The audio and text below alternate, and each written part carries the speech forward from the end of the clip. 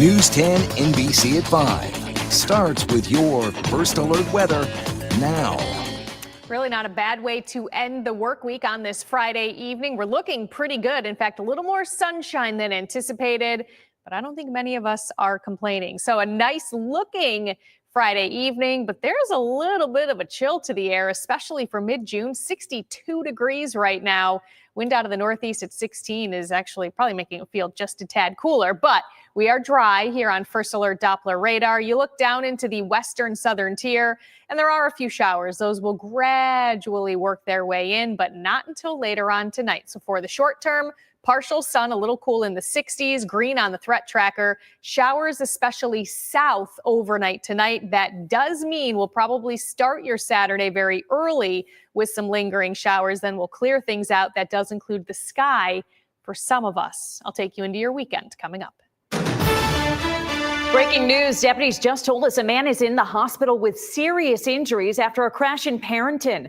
We brought this to you as breaking news last night at 11. Investigators say the motorcyclist was speeding on Route 96 around 9:30 last night and hit a car turning left onto Park Road. The motorcyclist is listed in critical condition tonight.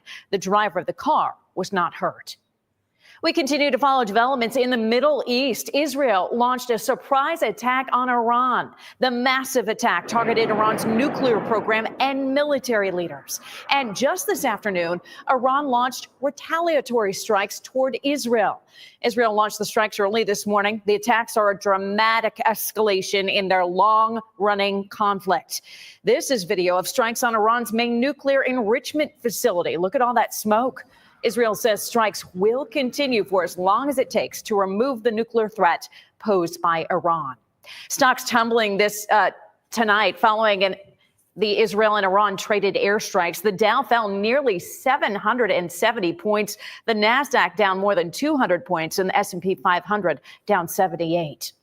The mother of this 7-year-old boy hit and killed a U-Haul truck in Greece and charged in his death is back in the community until her trial. There's a lot of support around the mother in this case. News10NBC's Christy Blake is near the site of that deadly crash to explain. Just this week, there was a rally for Sienna Badgers. Some community members are calling her negligent homicide charge bogus, saying what happened to 7-year-old Hakeem Badger was a tragic accident and not a crime. This is a very busy stretch of West Ridge Road here in Greece. Today, Sienna was in court to face a judge. He broke away from his mom. It was not her fault. She had one, but she had him too. She always makes sure that they stay close by and they cross when she crosses. They're trying to make her out to be a bad person, but she's not. 7-year-old Hakeem Badger died weeks after being hit by a U-Haul truck in July of last year. He was crossing West Ridge Road with his mom. They're doing all they can to damage her character and to make us out to look like bad parents when they have no evidence. Back at the courthouse, the district's attorney's office claims to have that evidence supporting the severity of the charges. This is a heartbreaking case. It's tragic by all means of the words, but we do have evidence that fully supports these charges. This was an incident that was captured on video, so we do feel that with this tragic situation, these charges are appropriate. On top of negligent homicide, Sienna is also charged with endangering the welfare of a child. Cherise Scott has been in the family's corner since Child Protective Services removed a 4-year-old daughter from Badger's care. This is just really a criminalization of a mom just trying to parent. The little girl's father claims it was due to problems surrounding diabetes and not fully answering CPS questions. It's just the fact that the system is broken. You want to know the truth, this whole system is broken, from the CPS system, from the incarceration system. It's all broken because nobody's listening to the parents. The prosecution says Sienna has been compliant with the terms of her release, so they're not worried about her being out until her trial. She's expected back in court next month. There is another protest scheduled against her charges for June 24th. Reporting from West Ridge Road in Greece, Christy Blake, News 10 NBC.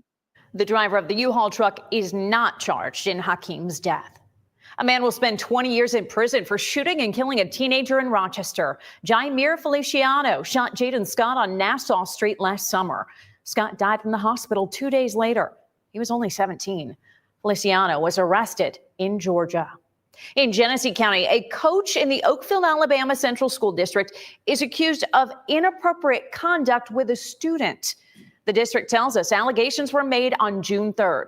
The coach, who the district is not naming, was removed from all coaching responsibilities, banned from district property, and prohibited from contacting anyone in the district. The sheriff's office confirms it's investigating, but won't release any more information yet. We've been reporting on a building in Rochester with a demolition order, but it was just approved as an historic site, and that means tens of millions of dollars to help fix it. After weeks of asking for an interview, the developer finally met Chief Investigative Reporter Berkeley Brain. So I'm walking from Parcel 5 downtown towards the Richford building. I talked to the man hired by the owners to develop it. And in his years of experience, he told me this is the hardest project he's ever had. Fully improved exterior that shines. I mean, Patrick Dutton's job is to restore this building. It's 10 stories, but can feel like 1,000. It's been empty for 14 years. In 2022, the siding blew off. In 23, the city ruled it was dangerous or unsafe. There's a demolition order, and RG&E cut the power a decade ago. So it's hard to do things if there's nothing to plug into and get power to. try doing anything without power. Yeah. Dutton says he's working with RG&E to restore power. I showed you what it looks like on the outside. Now let me show you what it looks like on the inside with the help of RochesterSubway.com. These pictures were taken about 10 years ago. Dutton says it looks pretty much the same. I mean, that's a mess. The building's a mess. There are few. I don't think there are any in Center City that are a mess like this. It is a tough project. The city issued 3 violations in March, including hazardous conditions that need to be corrected immediately. The city says they were fixed.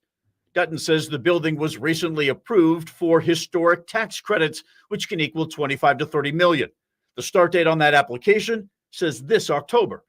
The final goal is 85 apartments with space on the bottom for a cafe. It's a very difficult project, and it's a lot for any team to manage. But once you get going, once you find your rhythm from a construction perspective, then you execute.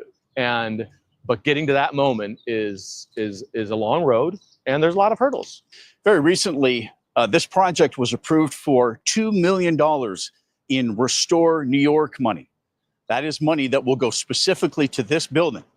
The only thing is it comes on the back end, so they got to do all the work, and then they get that money. Outside the Richford building in downtown Rochester, Berkeley Green, News 10 NBC. By the way, all the taxes are paid on that building. The city expects to talk with Dutton at the end of the month. In Livingston County, the health department has issued a health advisory for Canisius Lake. You know what that is, right? Harmful algae blooms have been spotted along the shore in the Gray Shores area of the lake. People and animals should keep out of the water where there are blooms.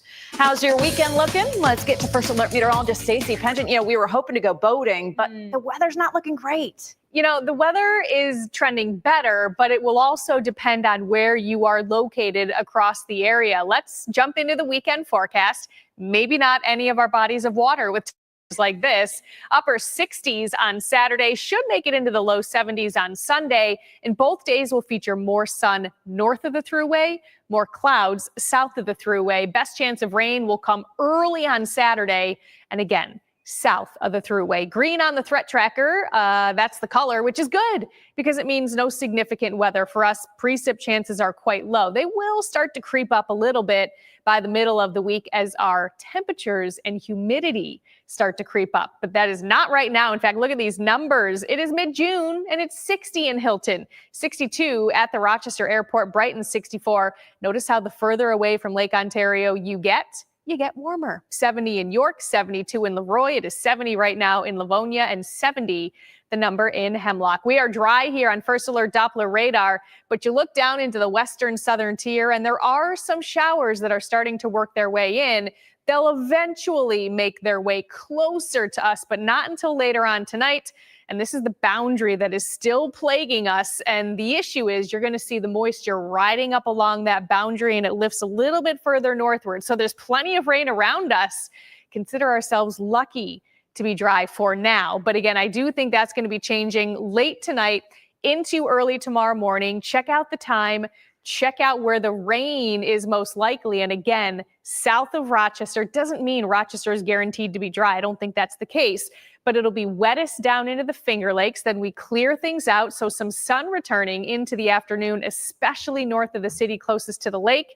And here's your Sunday. Looks pretty good, right? Again, not perfect. Mostly cloudy in the Finger Lakes, more sunshine north, but we're trending drier for Sunday, so we're still looking pretty good. Monday, we're going to start to warm things up, and it'll start to turn a little more muggy, so you'll notice an uptick in the humidity. Same deal on Tuesday. Enough heat, enough humidity to spark maybe a few isolated showers or a storm on Tuesday. Slightly higher threat as we head into Wednesday. Best chance of rain and storms will come on Thursday with a cold front, but that cold front is just going to act to wash away the humidity. So very comfortable for the start of summer next Friday, but also the start of the Jazz Festival. All right. Thank you, Stace.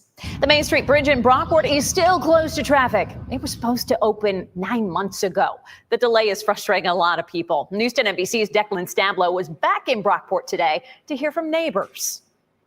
Yesterday, I spoke with local businesses about how the bridge closure is impacting them. Today, I spoke with members of the community to see what they want to see from this project moving forward. I'd like to see that bridge open tomorrow, or the next day or the next week. And something else that could happen would be some sort of financial help for the town. Patricia used to run the Lift Bridge bookstore just a short walk from the bridge. The current owners tell me support from people like Kuntz is what's kept the business alive. That's very nice, but it still doesn't excuse the fact that the bridge is down. Many businesses have had to close, and small town America is what we're all about. Kuntz says one particular point of frustration is a lack of communication about what's causing the delay. It's very difficult to have a business, maintain a business with the bridge closed. We don't really understand why it's taking so long, although we get told stories. The State Department of Transportation tells me they have no new information to share at this time. I've also reached out to the contractor Crane Hogan for comment on what might be causing these delays, but haven't heard back. I'll keep trying to get in touch with them. In Brockport, I'm Declan Stablo with News 10 NBC. The state is fining Crane Hogan $7,000 a day due to the delays. Village leaders hope the bridge will reopen by the end of this month. The Erie Canal may be 200 years old this year, but it's still celebrating new additions. This morning, the ribbon was cut on a new pedestrian bridge over the canal in Brockport on Holly Street. Ooh, look at that. So cool. The president of SUNY Brockport says it's a great opportunity to be connected to the historic Erie Canal. We are the only SUNY on the Erie Canal, and we really want to make sure that we take part in everything that happens on the Erie Canal. And having a bridge across it is making it a lot easier for our students to be connected to the village, make sure that they have many opportunities to have fun with kayaking and with rowing. News 10 NBC is your Erie Canal Bicentennial headquarters. You can find all the stories we've done and will do on WHEC.com. A new summertime event started in Rochester today. The first ever Food Truck Friday kicked off at 11:30 this morning in Washington Square Park. There was plenty of food trucks, and the lunchtime crowd was loving the music and lawn games as well. Food Truck Fridays will run every week through August 22nd. Local football star Messiah Hampton has made his college decision. We go to the University of Oregon. Oh, snap. The wide receiver at Monroe High School announced his commitment this afternoon. You know, our sports guys said Oregon. They knew he was going to do it. Hampton is the #1 recruit in New York State. He's a big deal. He chose to play for the Oregon Ducks over Syracuse, Miami, and several other schools. Messiah says it all came down to a last-minute decision. I definitely want to give a lot of props to Syracuse and Miami. You know, it came down to today. It was Syracuse, Miami, Oregon. And me and my family just talked. We just feel like that was the best. But Syracuse, Coach Friend, he's real. I give them a lot of props and a lot of respect, truly. Messiah's mom told us he never takes a day off and is always working to be better than the day before. He's the real deal. Congratulations to Messiah. We'll be watching and cheering you on. Thanks for joining us on News 10 NBC at 5. News 10 NBC at 6 will stream on WHEC.com in about 45 minutes. Hope to see you then.